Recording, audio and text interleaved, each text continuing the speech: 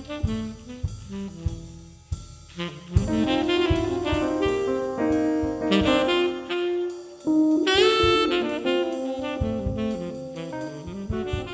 of all, I would like to thank the organizers of this conference for inviting me to give this lecture.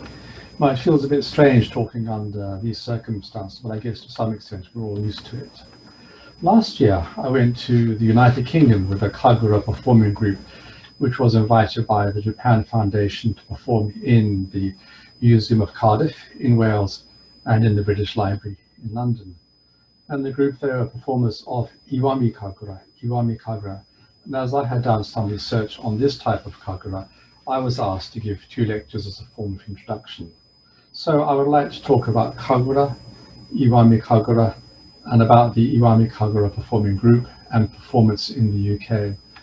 I also think that look at performances and the performers themselves today perhaps aligns with the theme envisioning or re-envisioning contemporary Japan through the arts. However, I think before doing this, some historical background information is necessary for those who are not so familiar with the subject. Also, as I'm dealing with the folk performing art, I want to include some videos in the talk as well. Some of the videos are quite old. They're originally analog and have been made into digital, so some are a bit blurry, but I think you can get the general idea anyway. So Iwami Kagura takes its name from the area in the western part of Shimane Prefecture, and we have an arrow pointed to that. And to the east we have the Izumo, the country of Izumo, and to the south, not shown on this map, but we have the country or province of Aki, and that's in present-day Hiroshima Prefecture. So Kagura itself is one of a variety of folk performing arts as defined by a very, very important man in the folk performing arts world, Honda Yasuji, folklorist and professor at Waseda University, but also worked as a consultant for the Agency of Cultural Affairs, Bunkacho. And so he was asked to devise some form of categorization of the folk performing arts. And so he did that and came up with the following sort of varieties. Basically 5 different types. The first of these is Kagura, music and dance of Shinto shrines to some communal deities. Gengaku, as the characters sort of show, field music and dance connected with that, but not always connected with farming. Furyu, not Furyu, but Furyu, ornamental group dances, often associated with dispelling spirits. A very wide selection in this, ranging from Bonodori to the Dashi of the Gion festival. So very variety of performance arts falling within the Furyu. I can go and see performances of Kagura, and I can go and see performances called Dengaku, but I can't see performances called Furyu. There's a whole range of performing items within that. Number 4 is Katarimono, Shukufukuge.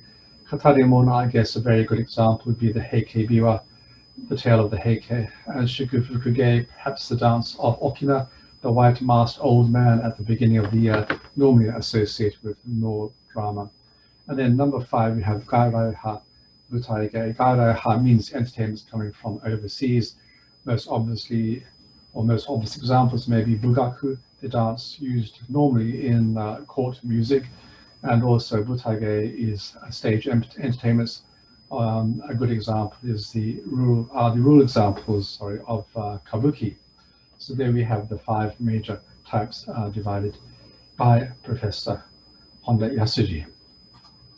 So as to Iwami Kagura itself, we have to explain the term Kagura.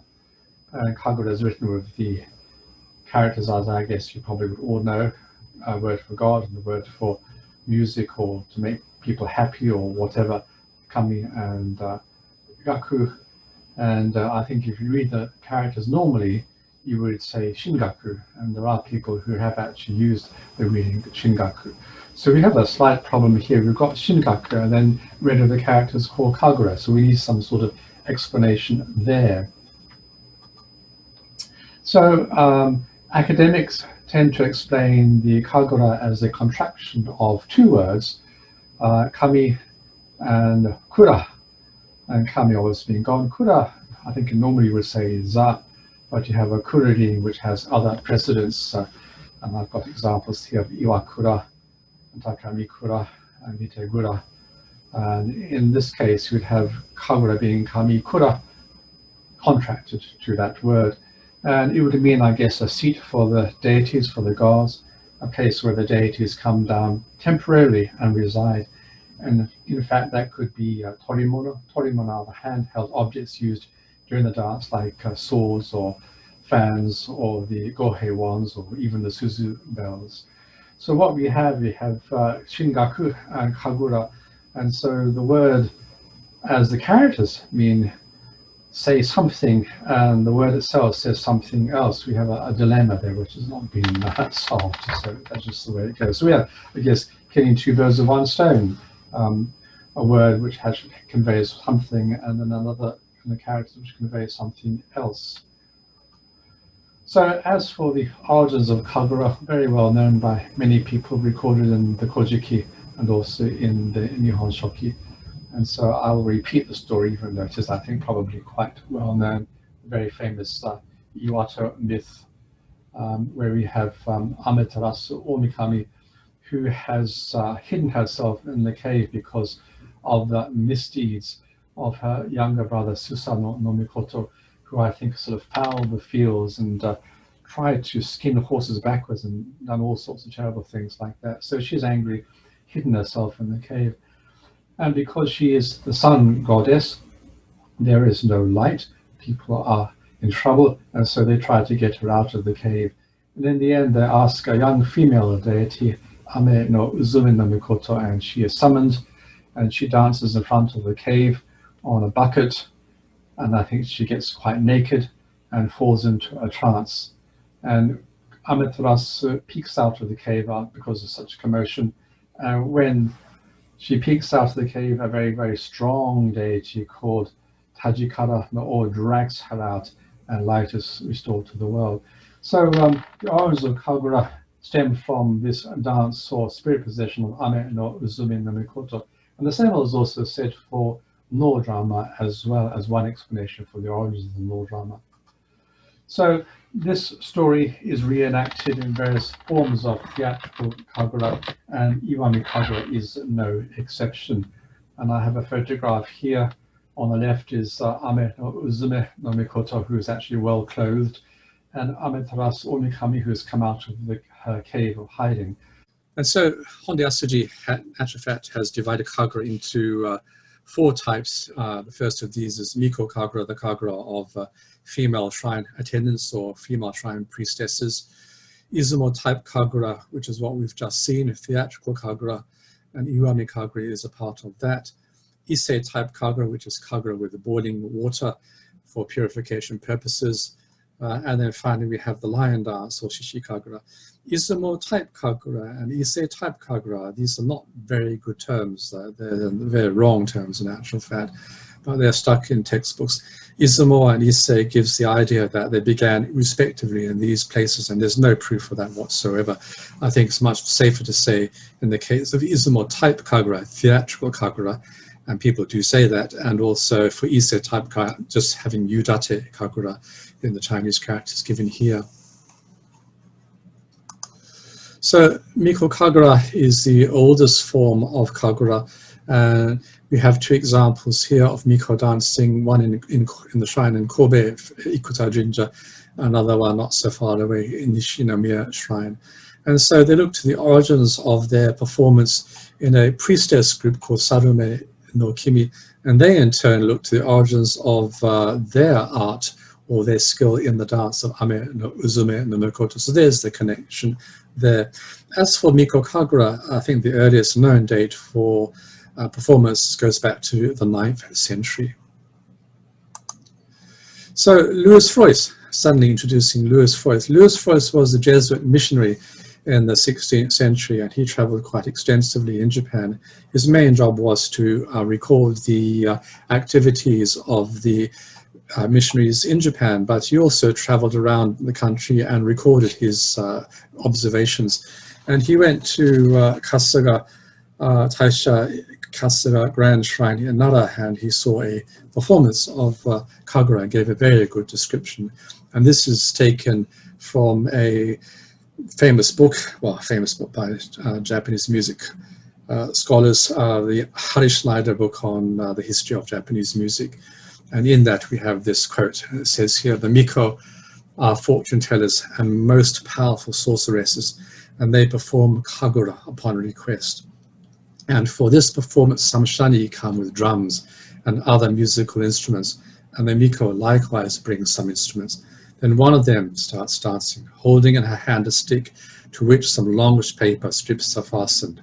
So she dances before the heathen idol. And she does it with such a violence, with a musical accompaniment, so passionate and raging fast that sounds like the howling and screaming of hell, until she falls down as if seized with a fainting fit. Then they say that the spirit of the kami has possessed her, and when she has got up again, she answers the questions that have been brought before her. And for this, people pay 1,200 kasha and sometimes more." So that's a nice description by Frois. Anyway, what he saw in Kasuga Taisha seems to be Kagura, but I went to Kasuga Taisha a few years back and met with the shrine priest stroke historian, and he knew Frois's description and was vehement in that it was all wrong. He said that Louis Frois was mistaken in his observation. And if you go to Kasuga Taisha today, the Miko dances are very attractive, very slow, very staid, and very elegant. And I think the priest there wanted to disassociate himself with the observations which Louis Frois had taken or made. And I guess for that reason, he said that Louis Frois was totally wrong. But I think Louis Frois got it right, because in actual fact, spirit possession is actually an important part of the Kagura ritual. At least it was so. So much so that the government in the Meiji Restoration issued a ban on all forms of spirit possession from the Kyobusho, not the Ministry of Education, but in this case, religion. And this ban came out in 1873. So spirit possession virtually came to an end after this period. But there are some examples surviving, and I talked to a teacher quite a while back who said he had seen spirit possession in the mountains of Nara. Rather elderly lady fell into a state of spirit possession. And also there's a very famous example in Shimane Prefecture, right from the area where in actual fact the group which went to London and to Cardiff come from. And this is in Gun-Ochi County, and it's called Omoto Kagura. And Omoto is a local ancestral deity, and I think sometimes equated with the more ubiquitous Kojin deity. So in Omoto Kagura, someone sometimes falls into a state of spirit possession. It's still quite rare. I've been there a couple of times and I'm not seeing that happening. But someone managed to record a good spirit possession ritual. And so let's have a look at that. Omoto Kagura spirit possession in Ochi County in Shimane Prefecture.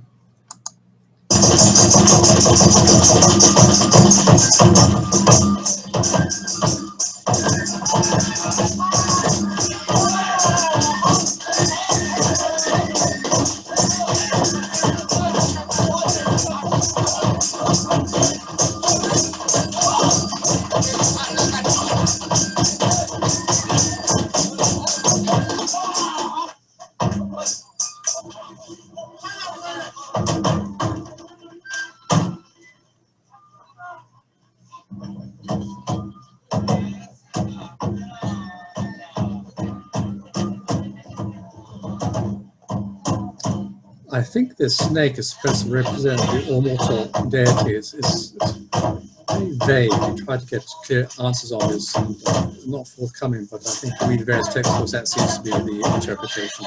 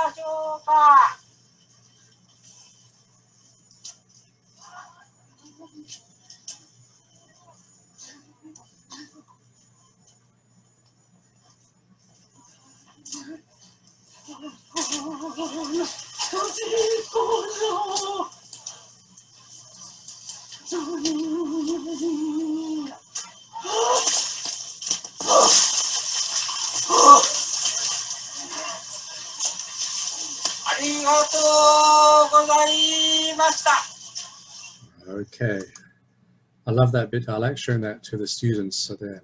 Anyway, after Miko Kagura, we have Yudatya Kagura, or Ise type Kagura. I said I don't particularly like the term Ise. So as you can see from the photograph, we have a Miko girl, and she's sprinkling very, very hot water over people. And so if you read academics' explanations of this, it's supposed to be for purification. But I had a girl in my university who actually became a full-time Miko, and she came back to the university to talk to me, and I asked about this ritual and about the purification. She never heard of purification. As far as she was concerned, it was performed for the absence of illness or for abundant harvest, which is the catch-all phrase for all forms of rituals, as far as I can make out. I talked to her about how information actually reached her, and even though she was a full-time Miko, there was no proper instruction of what the meanings of these things were. So she just gradually absorbed by experience what she thought these things were about. So what the academics are saying and what the performers are saying are two different things. So there's a problem of interpretation there. Next, third type of Kagura is lion dance Kagura, Shichi Kagura.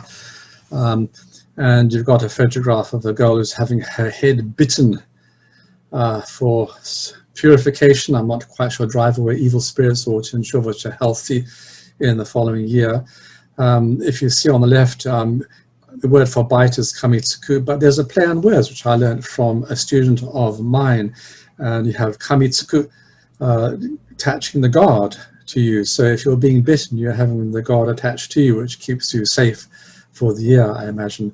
And I was in a hotel at the beginning of this year, and they happened to have a performance of lion dance, and they spotted me as the only foreigner in the room, as is often the case. And they came over to me, and I had my head bitten, so I guess I'm okay for this year.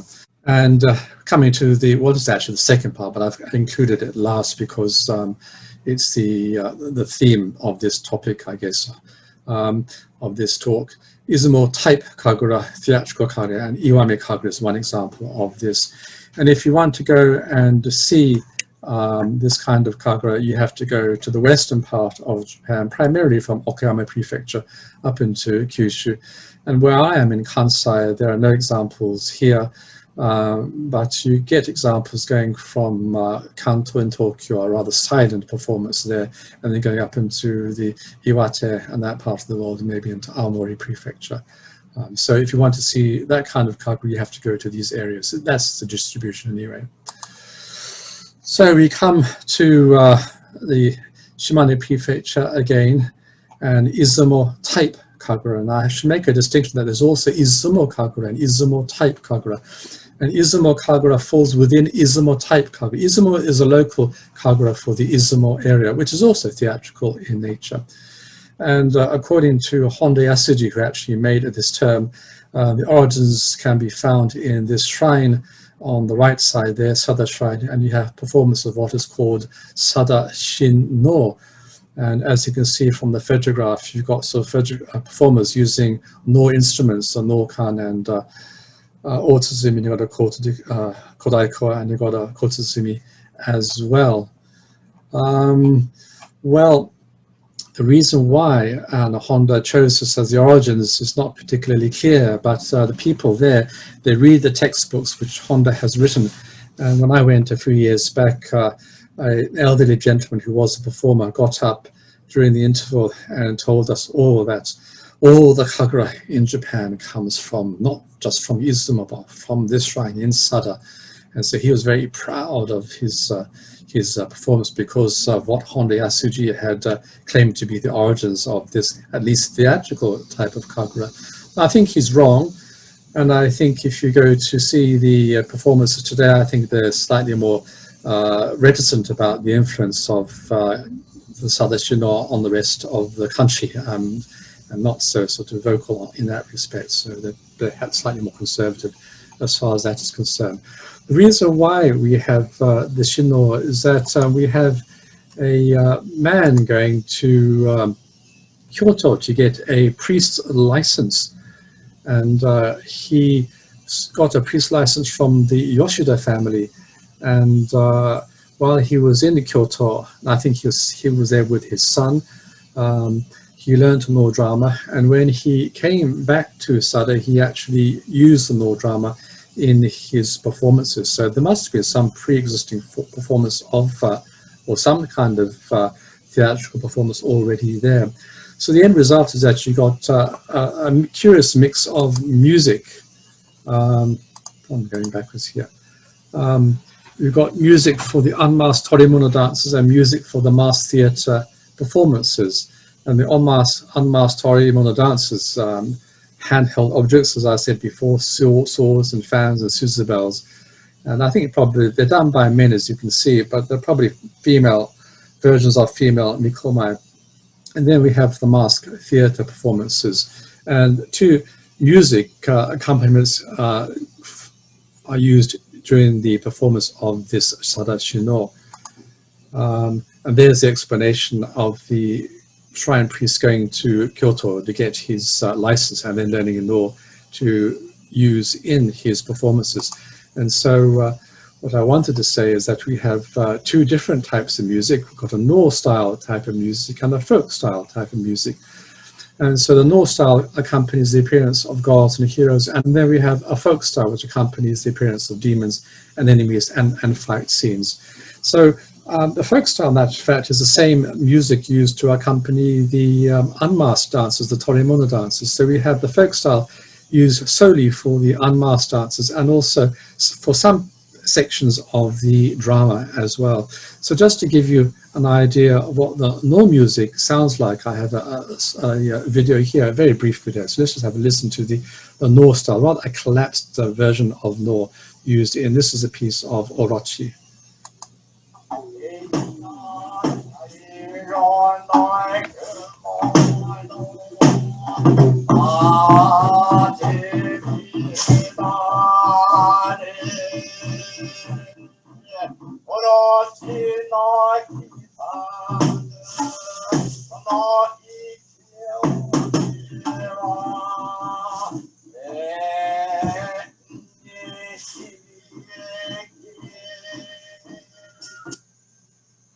So that's the Noh style of music, and if you go to the next slide, we can see or hear an example of the folk style, also the same Orochi. So the demons appeared, and therefore the music has changed to the sort of folkish style, for want of a better word.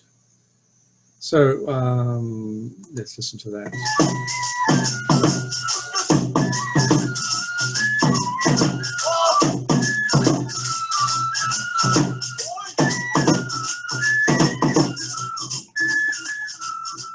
オロチは毒酒を飲んで眠り込んでしまいます。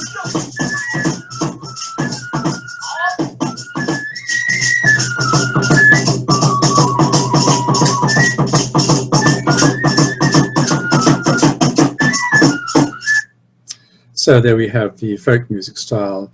And so two music styles, and possibly representing two separate eras of musical development. I can't prove that. But you have a date of 1608 for Hideyuki's stay in Kyoto and introducing the Noh style. So I'm guessing that perhaps the folk style is earlier than that. So I think the date 1608 serves as a kind of terminus ad quem. And if you go to see other examples of Izumo Kagura, not Izumo type Kagura, Izumo Kagura, just the Kagura purely in the Izumo area, you'll find that this music predominates. And there are very few examples of the Noh music. There are in adjacent shrines, as I said, but this is the folk music style which actually dominates throughout, and the Noh instruments are used actually quite sparsely, predominantly in Southern Shinoa, as I said, in just one or two neighboring shrines as well. So that's perhaps an interesting speculation as to the earlier date for the folk music style. So as for historical background, well, I've already mentioned about the shrine priest Miyagawa Hideyuki going to Kyoto to get his license. So that gives you some idea of the antiquity of the drama. We don't know what happened before that. I suspect there may have been theatre before that, because it's the introduction of the Noh was put onto something. And you have the folk music style, which I said perhaps predates the Noh style. So there must have been something there, possibly even in the 16th century and even further back. And there's a mask in the possession of a group in Iwami area, which dates back to 1506. But we don't know if that mask is actually used in Kagura performances or in theatrical performance. We have no idea. So it's just purely speculation there. So here we have the repertory repertoire of pieces used in Iwami Kagura. This is taken from the book script or the daihon used by the Kagura groups there. This was actually compiled in 1954, and I think this is a print taken from 1972. And I put a blue line there, and all the pieces are referred to as Kagura, but up to the blue line, they're unmasked torimono dances. And then from the piece Yahata or Hachiman, we have the theatre. And interestingly, we have the very first piece called Kagura, which sort of begs the question as to what is all the rest. Well, I think up into Kamimukai, up into the blue line, their unmasked dances, they seem to parallel the performances by Miko. So I feel happy about calling that Kagura. But as for the rest, I'm not quite sure whether it was originally Kagura or not. And if you look at historical documents, what you'll see is that the theatre was once called Mai dance. And as far as the Shinno is concerned, the performances in Sada Shrine in the Izumo area, you'll find in older documents the separate words. You have Shinno and Kagura appearing in the same document. So there must have been separate items altogether. So there's some doubt as to the status of the Kagura there. But having said that, what is of interest is that there is musical accompaniment which is the same for the unmasked dances and the same for the theatre. And I think that's quite important for music history, because I'm guessing that perhaps the unmasked dances are older and the music material as well as the dance movements were incorporated or used as building blocks to make the theatre. Or make the theatre in the performance of a shrine or in its ritual context. So in terms of theatre history, that may be an important development there, but I can't prove that. As far as the nomenclature of Kagura, all this is called Kagura today, and all the Shinno is also called Kagura today. According to a fairly famous scholar in the area, a man called Ishizuka Takatoshi, he suggested that perhaps because of the media and newspapers and that sort of thing, that they mistakenly called all the performances Kagura, whereas in the past year that wasn't the situation. And if you go to the Shinno drama, after the performances of the drama, you go to a separate building and there's a man who's dressed up as a Miko and he dances. And that performance is called the true Kagura, which again raises questions as to what the rest of the performances in the Kagura Den were of the Shinno, and even the unmasked Torimono dances for that matter. So there are all sorts of complications there which have not been resolved. In this script, we've got Kagura in the beginning, and a group I went to see in Masada City. Not many Japanese people know Masada City, but not too far from the Yamaguchi Prefecture border in the western part of Shimane Prefecture. The actual performance of Kagura takes place in the body of the shrine, and then from the rest of the pieces, Shiobaraya onwards, that takes place in a separate building. And in the example I saw, there actually was a shrine priest who was actually in charge of the group, which is quite rare because shrine priests were not involved in these things originally. Well, as far as the major restoration is concerned. So he had performances going into his kindergarten, because as well as being a Shinto priest, he's a kindergarten teacher. And so once the Kagura has been performed in the shrine, body of the shrine, performances take place in the kindergarten, which is used as a temporary stage for the Kagura. So that's an interesting development there. A very new fast tempo. So if you see performances of Iwami Kagura, there are two tunes which predominate. There's the Kamibayashi, God music, which is used also in what I've called rather technical. I've got Rokochoshi and Hachichoshi. Rokochoshi is the old style, and Hachichoshi is the new style. And no one knows what the meaning of these terms is. Talking to the leader of the group which went to London, he said it's best not to use these terms at all because it becomes too confusing. As far as I can make out, the Onibashi, the demon music, is the new addition to what's called the Hachichoshi, very lively music to accompany the appearance of demons and fight scenes. And as I said, the Kamibayashi is used to accompany the appearance of deities. And all the music is the same, whether it's a torimono dance or whether it is the theater. So that, as I said previously, the dance movements and the music itself could have been building blocks to be used for the creation of the theater.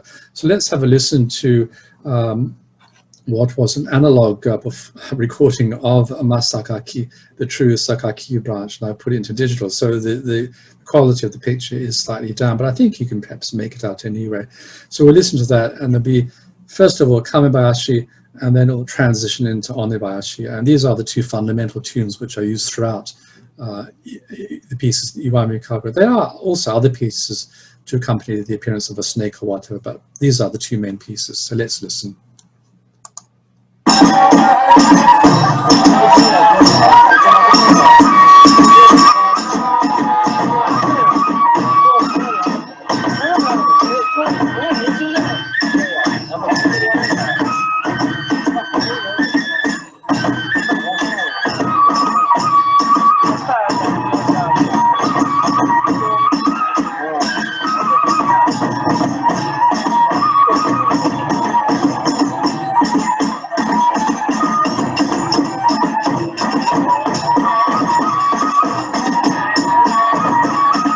Tempo is building up slightly. We're still into Kamibayashi. The tune remains the same on the flute. Well, actually, it's a recorder, in actual fact, a transverse recorder, which is why it's easy to get a fairly good sound out of this instrument.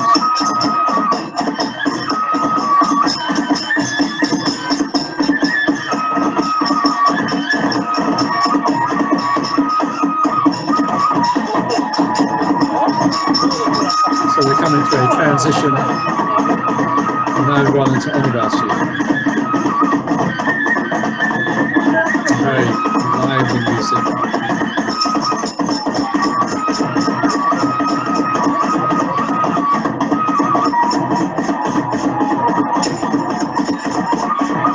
You have to be very young to dance like this, very energetic.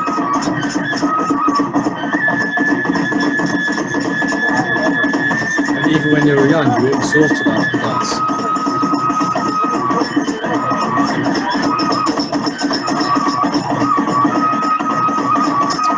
So that's an example of Masakaki. I think we'll finish it there. I think we'll get the general idea.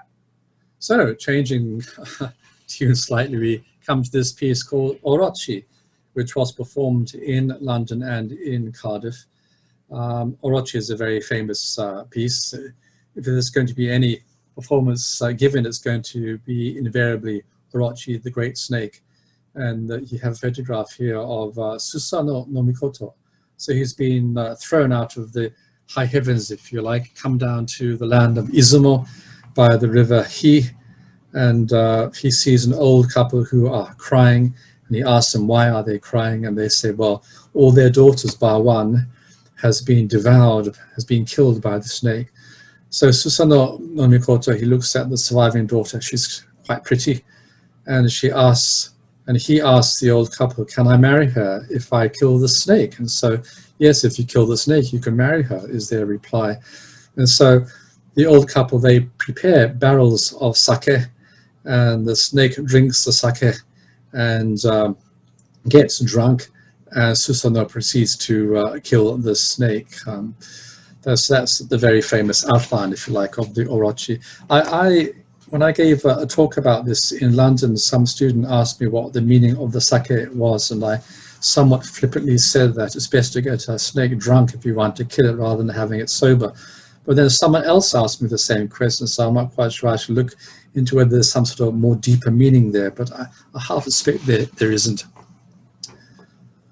So let's go to the next slide. So the other performance which was given in Cardiff, but not in London, was Jinrin. And Jinrin represents a variety of performances, unlike Orochi, where you have battling demons and villains coming sometimes from a foreign country and trying to harm the people of Japan. As far as the notes for the London, but for the performance in Cardiff, I think Jinrin was said to be a typhoon. You've got the characters there, which means sort of kuzu and wheel, and so that's sort of whirling dust, if you like, and so the deities are tackling the dust wheel, I guess, which is typhoon. In actual fact, it's actually the Chuai Emperor and his supporting samurai. If you look in actual fact at the website, which gives a slightly different explanation, not so much typhoon, but Jinrin is coming from a foreign country, and harming the people of Japan, and the Chuai Emperor has to defeat Jinrin. If you go to I'm going to go back to the slide because there's an interesting explanation at the bottom, but if you look at the text which the people use, there are explanatory notes at the back of each performance. And here we have a slightly more detailed explanation where you have armies coming from Korea, and it's quite specific from the kingdom of Shiragi. And there are tens of thousands of soldiers who are approaching Japan and trying to attack Japan. And Jinrin is a part of that. Jinrin is not quite sure whether Jinrin actually is coming from Korea or he's coming from a foreign country or the foreign country. There's no definite article or indefinite article in Japanese, so it's not so clear what that really means. But I find it quite interesting that we have the Chuai Emperor and his samurai, a man called Takamaro, fighting the Jinrin to stop the armies invading from the kingdom of Shiragi. That's quite interesting because actually Chuai Emperor is perhaps not so well known amongst ordinary people here, but his consort, his wife, the Jingu Kogo, is perhaps more famous. And there's a separate piece which is called San Kan, and San means three, and Kan is the Korea, the Kankoku no Kan, and that refers to the ancient three Korean kingdoms of Kudara, Shiragi, or Kokuri, or if we want to use the Korean readings, Baekje, Shira, and Gogure-yo. And Sankan performance, part of the repertory, but after the Second World War, virtually stopped because of political sensitivities with Korea. But in recent years, it has been revived. And I think the reason for that is because the conflict of territory over Takeshima Island, the furthest point out from Shimane Prefecture. It is a part of Shimane Prefecture, halfway between Korea and Japan. And for the Koreans, of course, they call it Dokdo, which I think the Koreans virtually controlling as far as I can make out. So because of this conflict between Japan and Korea over the territory of Takeshima, the peace Sankan has been revived, and the three Korean kingdoms, or the demons which represent the three Korean kingdoms, are tapped 3, 4, 5, or 6 times before the Japanese people are satisfied. So that's quite an interesting development, which really suggests that perhaps there's a propaganda element to some of this Kagura. And certainly the idea of Jingu Kogo attacking the Korean peninsula was used by Toyotomi Hideyoshi when he invaded Korea to try and control or rule China. Was his ultimate aim. He didn't succeed. He died before anything was achieved. It all fell out in stalemate. But anyway, the story of Sun Quan was used as a kind of justification of his attack on the Korean peninsula. And the same actually happened in the Meiji Restoration. You had sort of dissatisfied samurai, and they were eager to go to war, and you had the debate of what's called the Seikanron, debates about attacking Korea in 1873, led by Saigo Takamura. And I think the idea he was going to sacrifice himself to sort of spur on war. This didn't happen in actual fact. It was just a debate.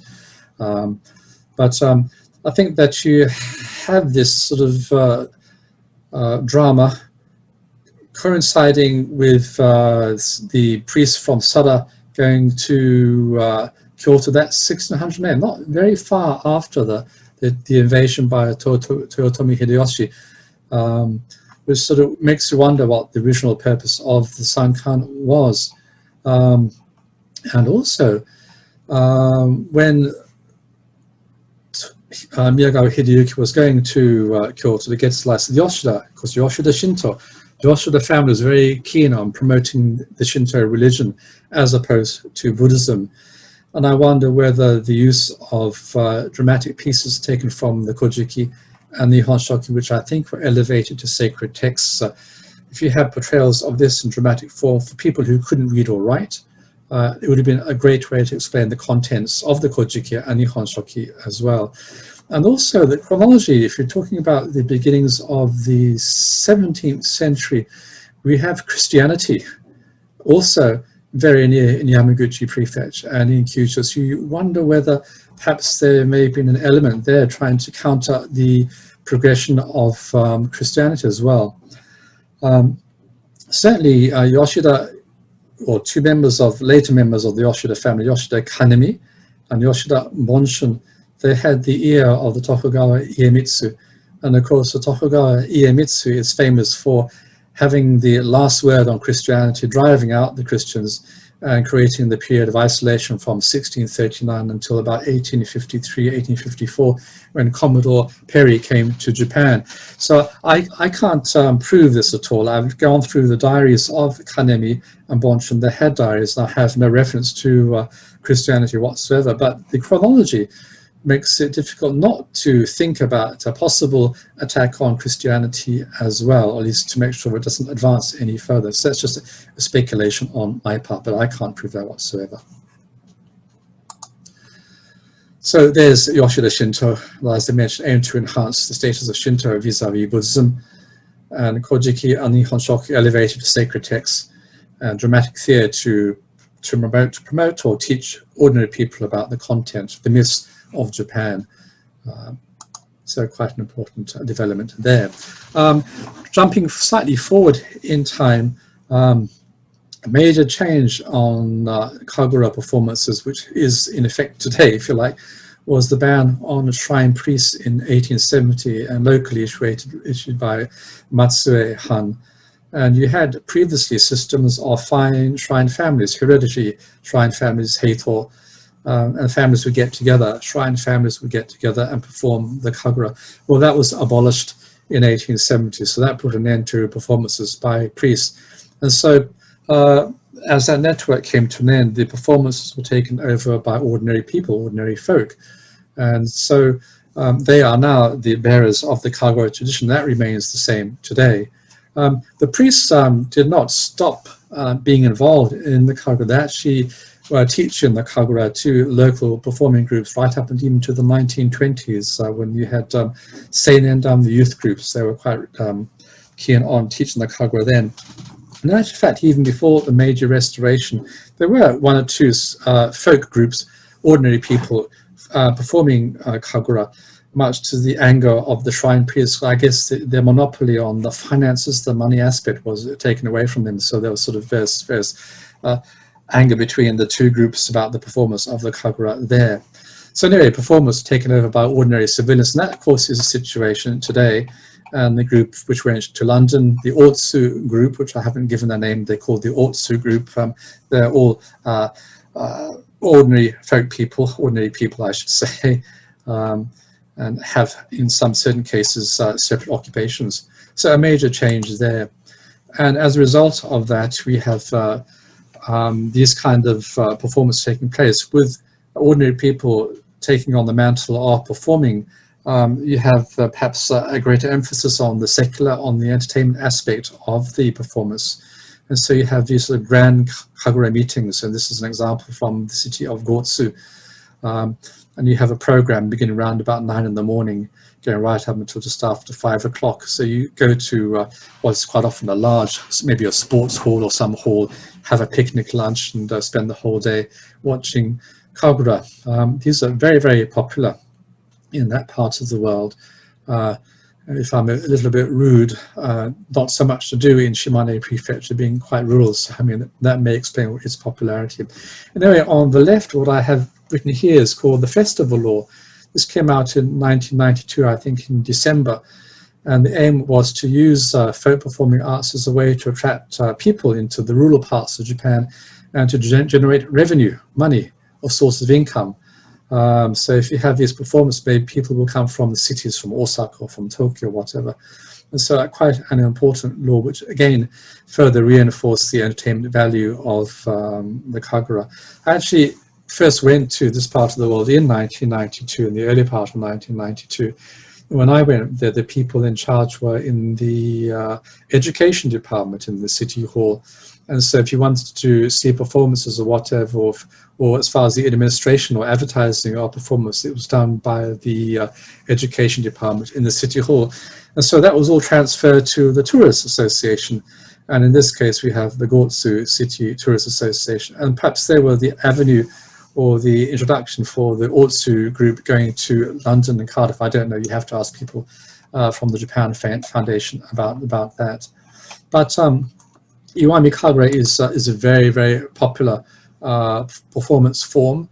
You've got very beautiful costumes, as on the left, weighing quite heavy, 30 kilograms. So there's a lot of energy required to perform in that kind of costume. Also very, very hot, I would imagine. And also very lively, fast tempo. And we heard examples of Onibayashi, the demon music, which I think is probably a post-Meiji creation.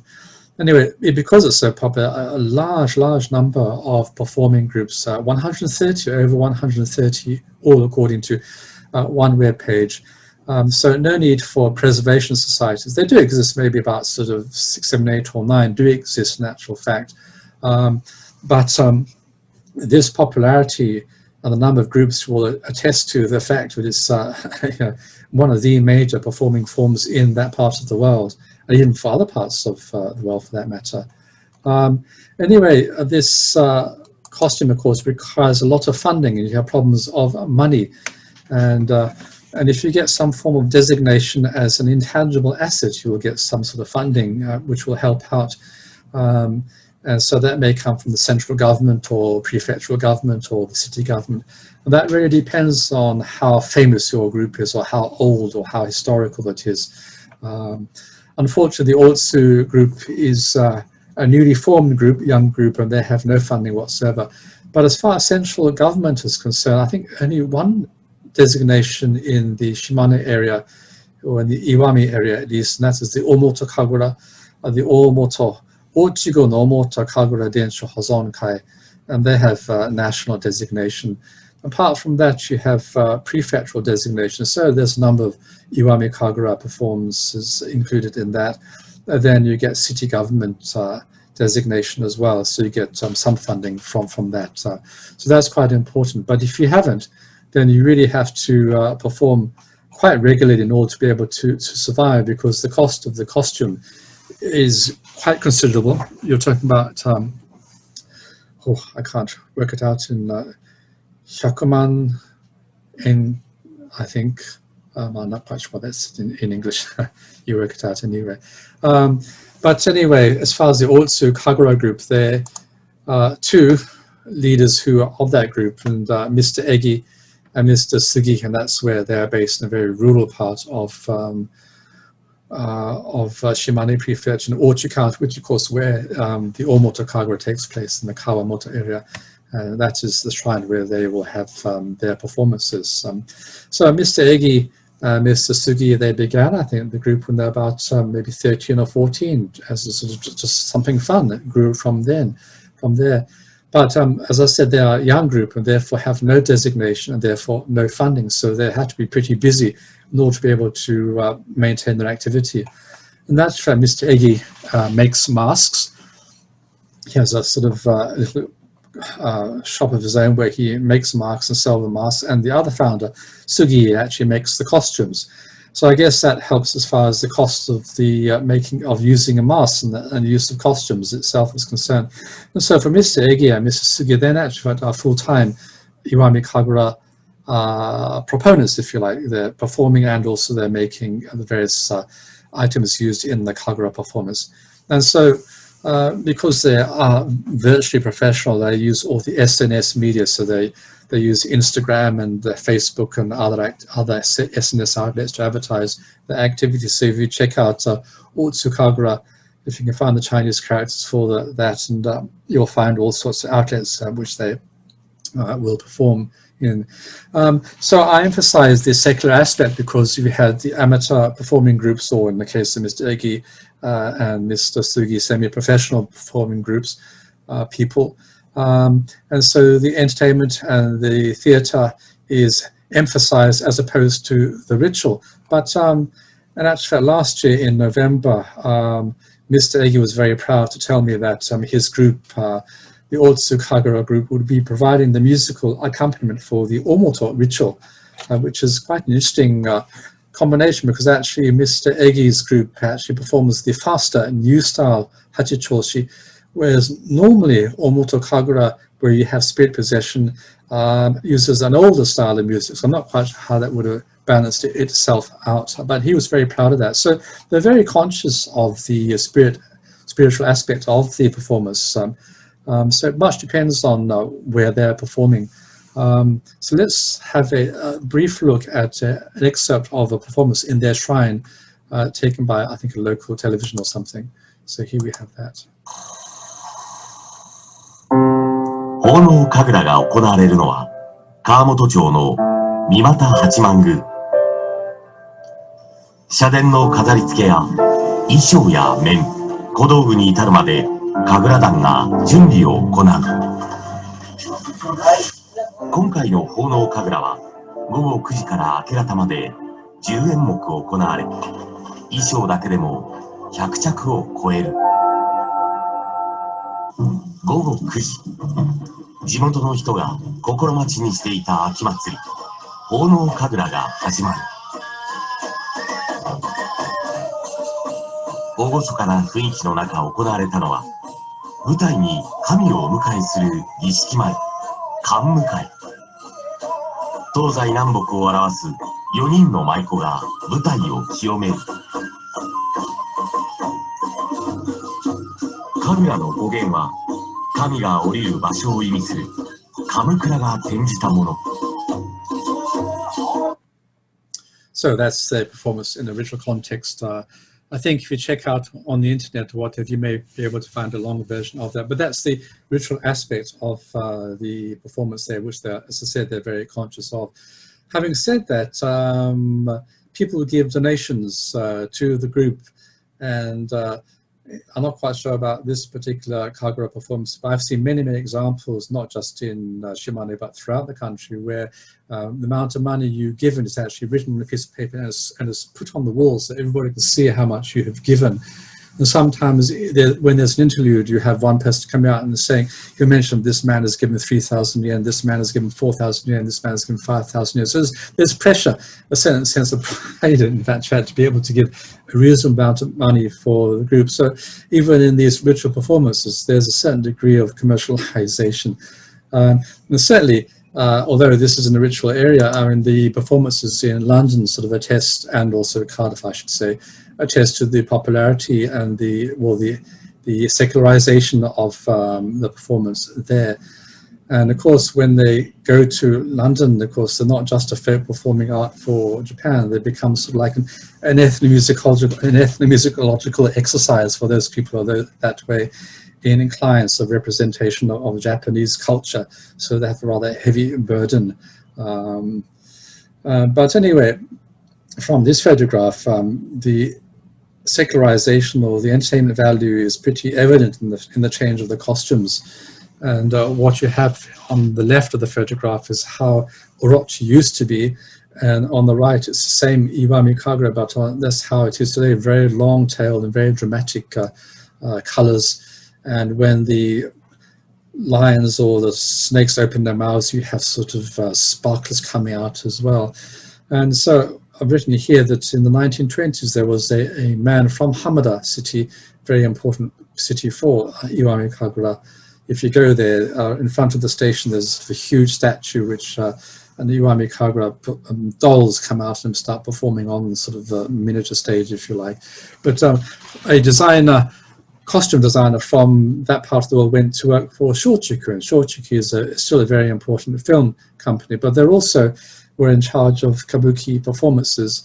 And this man worked in the costume department of the Shochiku and learned to make very elaborate costumes, which accounts for the rather aggrandized versions of the costumes you see today. So let's just go back, because I mentioned, I'll show you the picture here. You see these rather marvelous costumes. So this may be the result of the costumes introduced or made by the man who went to work for Shochiku in the 1920s and coming back to Hamada and opening shop and doing his new costumes there. Anyway, as far as the performance in London was concerned, a great success. I didn't get to see this actually in Trafalgar Square in the central part of London. Unfortunately, I had to go back a day earlier. At least, the Japan Foundation arranged my tickets. I didn't have any say in the matter. I had classes anyway, so I had to go back. A very successful round. I went actually back by first class. I didn't lose that altogether. The first and probably the very last time I go first class on an aeroplane. You can see that rather secularization of the Kagura performed here for an unknowing audience, if you like, and that's the norm. We had performance in the shrine, but there are performances virtually every week. You go to maybe hotels or department stores or even pachinko parlors. Even I saw a performance of Iwami Kagura in a pachinko parlor in Osaka. So they come all the way up to Osaka to advertise a newly opened pachinko parlor. And one occasion when I was in Masuda, I stayed there myself.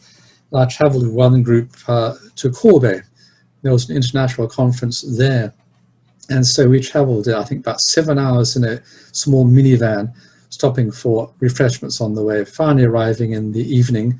And they gave a 20-minute performance of this kind of thing, of the Orochi Taiji, and then packed up, and then another 7-hour ride back with perhaps a stop for noodles in the early hours of the morning. So much really depends on the context, if you like. We see in the video of the performance in the shrine, so it's ritual in that context. And then, of course, we have the performance in Trafalgar Square, or the performance in the pachinko parlor, or in a hotel, or something like that. And so the performances are very secular. And I guess one could say that much depends on the context. So the performances are fairly negotiable, depending on where you're going to perform. Most of the Otsu Kagura group, we had the two leaders making masks and making costumes, but the other people, they all have full-time jobs. So there were also a father and son team as well. And the fathers came along to the UK and helped out with the carrying of the props while their sons performed. And most of the performances, as I said, will take place in the weekends, because as people have full-time jobs, weekends is only the time when you can manage. Even the London was taken. We left, I think, perhaps on a Thursday. It was a Friday, I think. Left Friday and into Cardiff in the following morning. Left 6 o'clock in the hotel, regardless of the time difference and jet lag. Down to Cardiff, and then back after the performance, back to the hotel, evening meal, and then this performance is in London, and then the following performance, I think, on the Monday for the Kagura in the Trafalgar Square. When I was there, I happened to talk to a shrine priest who was actually a young chap who actually was with the group. I don't think he was a permanent member of the group, but he introduced himself to me. Actually, I think he grew up in Toronto. His father was a professor or teacher at the University of Toronto. His grandfather was a shrine priest. His father wasn't interested at all. And so he took on the role of the shrine priest in one of the biggest shrines in Gotsu. I think he came along as a rather static performer of the girl, I think, in Orochi, standing at the back of the stage. But I think more than that, I think he was a friend of Mr. Egi. And Mr. Egi actually is, when he's not making masks or when he's not performing Kagura, actually he's a member of he's a lead singer of a rock group. And so they make money that way. And also the shrine priest, he plays electric guitar with the group. So that was quite an interesting conversation. We talked about the role of shrine priests and the absence of shrine priests after the major restoration and why that was so. And then we also talked about the guitar skills of Jimi Hendrix as well. So quite a mix of variety of conversations with the shrine priests there.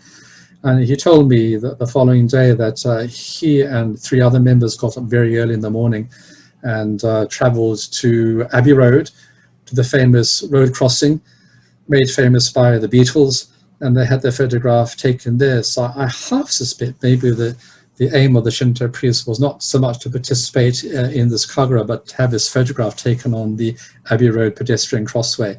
But I'm just sort of being rather facetious there. But anyway, a very, very successful performance all round. So because of time restrictions, I guess I better finish there. So I thank you for your attention. Thank you very much.